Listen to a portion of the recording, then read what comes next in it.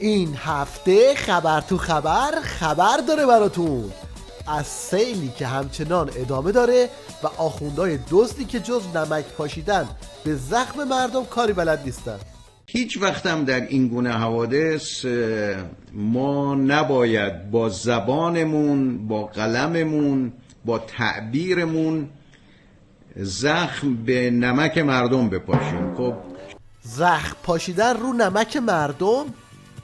اینطور که پیداست شیخ فری از ترس خشم مردم حسابی گاوگیجه گرفته و تعادل خودش رو از دست داده.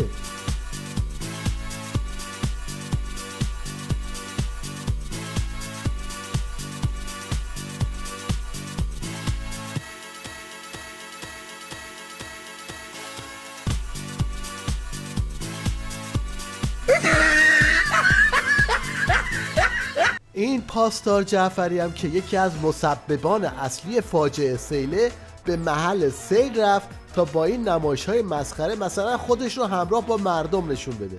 من اینجا برق نمیگردم، میرم رو همین جاده میشینم تا برید بچه‌های تخریب رو بیارید، بولدوزر بیارید، این جاده رو خراب کنید، کل این آبخالی شده. البته این راهکارهای پاسدار نشان جز این که بر دردهای مردم اضافه کنه هیچ نتیجه‌ای نداره. ببینید آش چقدر شور شده که خود شیخ فری در جنگ و دعواهای باندی دستشون رو رو میکنه. بعد ما چیکار میکنیم؟ من با هلیکوپتر رفتم دیدم این جاده هایی که شکافتن، جاده ها رو شکافتن، از اینجا اونجا راهن، هیچ تاثیر آب از این ور آمده این ور، عاقلا بوده آمده گمیشون، هیچ فرق نمیکنه، این آب وایستاده. این هم یه نمونه شبیه سازی شده از واکنش آخوندها و مهره‌های حکومتی در برابر سیل.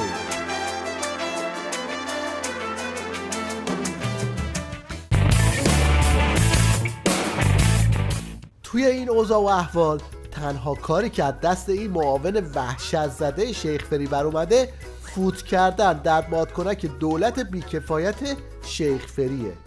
حتما دولت ایران دولت ضعیفی نیست، ما دولت قوی هستیم، دولت ثروتمندی هستیم، میلیاردها دلار منابع طبیعی در همین استان خداوند تبارک و تعالی به اسم نفت و گاز و منابع دیگه قرار داده. یک کشوری که این همه ثروت داره که در مقابل یه حادثه‌ای دستش بلند نمیکنه که بگه من مشکل دارم. این هم جواب یکی دیگه از مهره‌های حکومتی به جهانگیری و دولت قدرتمندش. بدهکارترین دولت 100 سال اخیر آقای روحانی، فقط 58,000 میلیارد تومان در یک سال، برابر با 200 سال قبل ایران این پول پس کرد. روز اول آمد گفت صندوق خالیه، جرا داد به دشمن. حالا اگه سوالتون اینه که این پولا رو چیکار کردن، جوابش ساده است، همه رو فرستادن تو خندق بلا.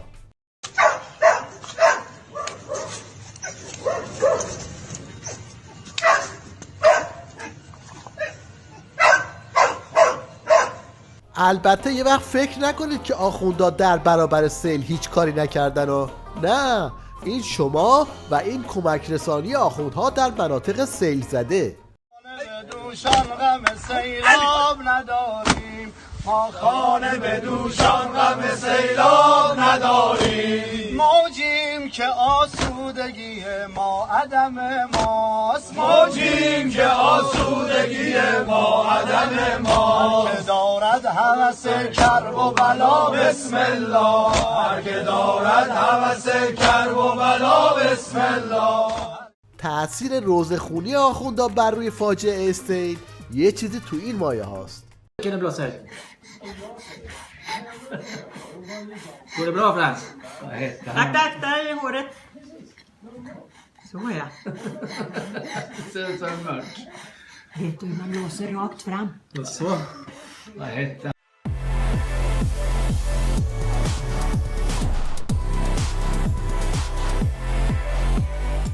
یه عده مثل این جانشین ستاد نیروهای مسلح خامنه‌ای وقاحت رو از حد گذروندن و طلبکار مردم هم هستن. خانواده هم عادت ندارن برای زندگی توی چادرها، یعنی حتی استانداری چادر زد ولی 70% مثلا خالی بود، استفاده نمیشه. اعصاب مردم که داغون شده به این ترتیب شروع کردن یک نوع خودزنی، یعنی جاده های خودشون رو بدون هماهنگی اجازه ستاد بحران چیه قطع میکنن. جاده هایی که قطع میشه در واقع سیل را منتقل میکنن به آبادی دیگه، در واقع کنترل نمیشه به خروجی آب. این جوجه بسیجی رود درازم به یاد طلبکاری‌های قبلیش افتاده و اینجوری با رقبا تصفیه حساب میکنه. تا درست رأی ندیم همینی که هست. انتظار نداشته باشی یه نفر از مریخ بیاد یه کاری کنه مشکل حل شه، چون همچین کسی وجود نداره.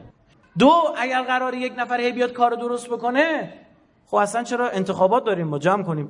پس کی مردم باید بالنده بشن؟ ما خودمون باید درست کنیم، مردم باید روشن کنیم آقا جون اینجوری رأی بده، درست رأی بده.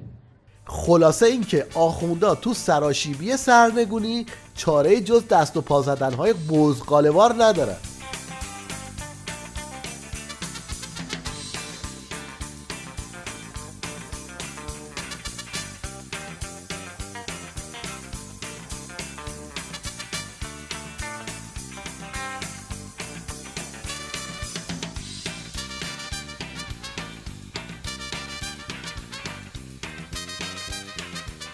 بازتاب فاجعه سیل و خشم و نفرت مردم نسبت به آخوندا بالا گرفتن جنگ و جدال باندیه، به طوری که تیویدیش هم برای عقب نیفتادن از قافیه اینجوری مهرهای دولت شیخ فری رو سکه پول میکنه.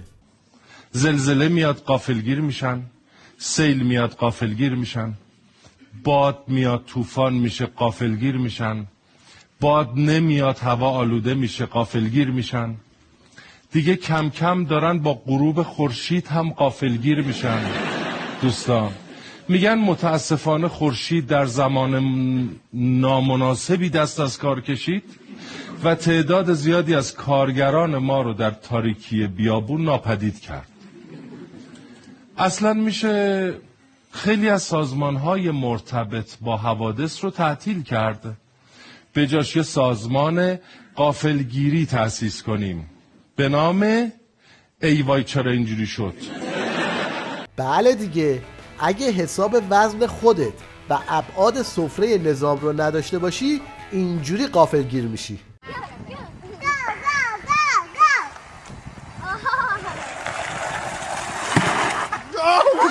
البته مردم هم به اشکال مختلف و از جمله به زبون طنز واکنش کارگزاران رژیم نسبت به سیل رو به باد تمسخر میگیرن. دروازه قرآن اتفاق خاصی نیفتاده، 1 متر آب نشسته، 30 نفر کلن 30 نفر کشته دادیم و تعدادی ماشین هم به هم برخورد کردن. خب خودروهای ما در حالت عادی هم تسمه تایمشون پاره میشه و دچار سوانح میشن. این درست نیست که اینو بندازیم تقصیر شهر اصیل شیراز و ما در کرسی مجلس تمامی این اتفاقات رو محکوم میکنیم و دروغ محضه و لعنت به شبکه‌های ماهواره‌ای، لعنت به کسانی که دشمنان نظام و رهبر مظلوم و مستضعفین هستند و مرگ بر آمریکا و خدا نگهدارتون. گیر کردن نظام ولایت در سیلاب بحران ها به خوبی توسط این فیلم به تصویر کشیده شده.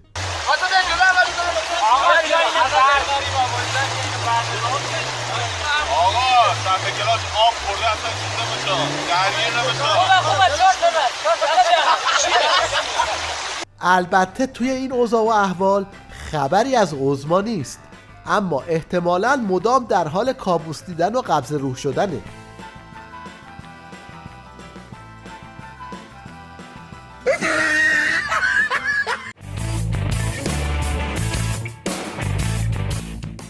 نظام ولایت نگو آبکش بگو.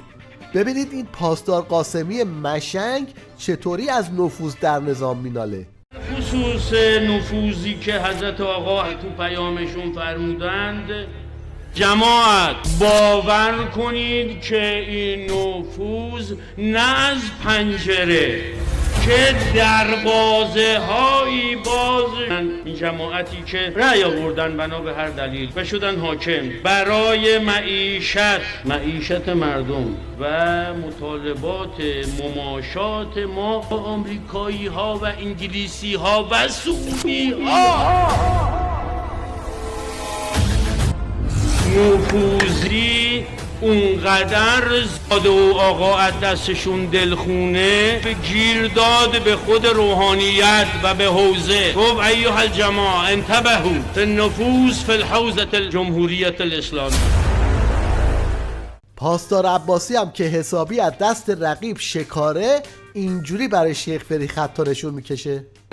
ناکارآمدیمون رو ما اصلاح طلبا و اعتدالگراها میندازیم گردن رهبری، میگیم رهبری پاسخگو باشد. ببین مردم مشکلات مالی دارن، موشکارم بده بره. قاسم سلیمانی هم از سوریه برگردون. کور خوندید. در این مملکت کسی اجازه نداره درباره موشک مذاکره کنه.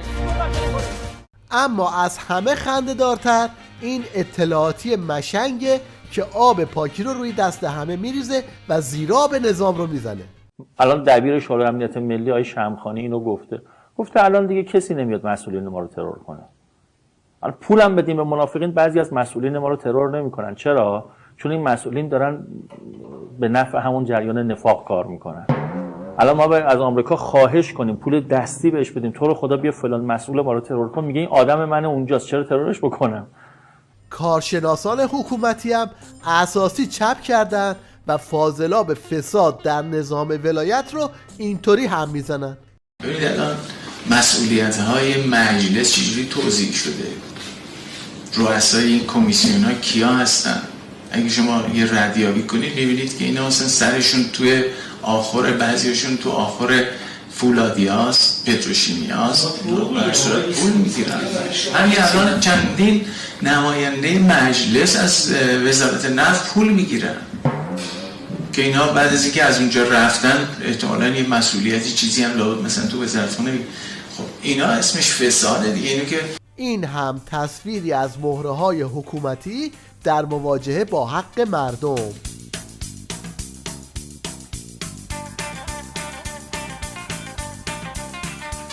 این در شرایطیه که قیمت پیاز به کیلوی 18,000 تومان رسیده و تبدیل به یک جنس لاکچری شده.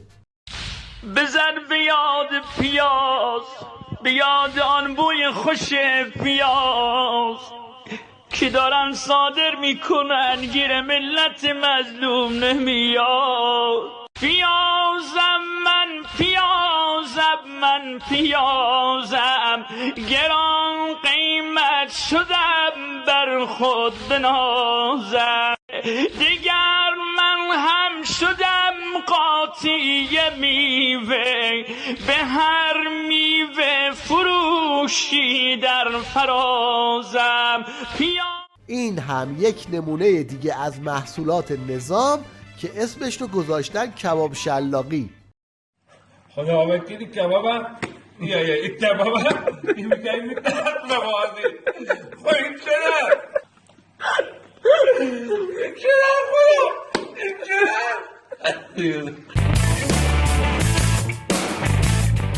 اقتصاد مقاومتی در سالی که خامنه ای اسمش رو رونق تولید ملی گذاشته یه چیزی تو این مایه هاست.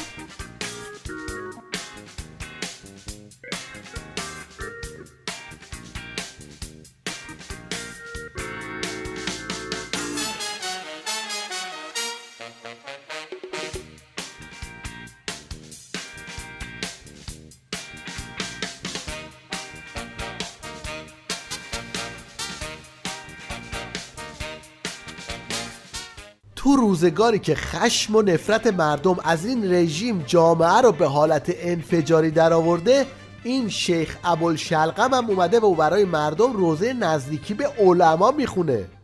مواظب باشید، مواظب باشید، مواظب باشید یه دفعه رابطتون با علما، با مراجع، مردشون زندهشون قطع نشه. مواظب باشید یه وقت پشت سر اینها حرف نزنید، سوء ظن به اینها پیدا نکنید.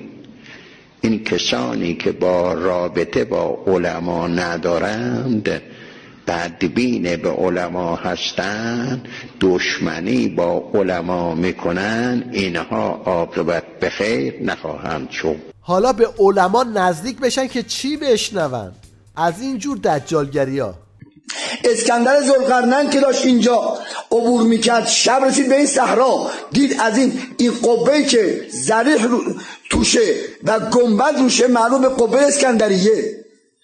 چون اینجا رسید خوابید، دید از اینجا نور میره به آسمان 4000 سال قبل از اسلام. گفت چه خبر اینجا؟ گفتن اینجا محل دفن وصی 8 پیغمبر خاتم الانبیا است. دورش خط کشید، وقتی بیدار شد قبه را ساخت. اینجا اینه. بعضی از آخونده هم از ترسشون زدن تو کار مهد کودک و از این جنگولک بازی ها در میارن. آیه گل، از کجا اومدی شما؟ اقومی؟ باریکالله، آفرین.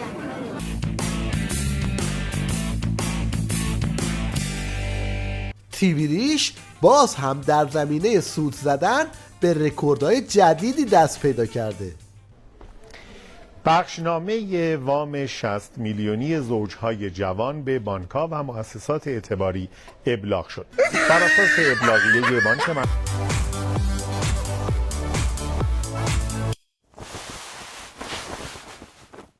در پایان توجه شما رو به یه هنرنمایی جالب در زمینه نقاشی سه‌بعدی جلب می‌کنیم.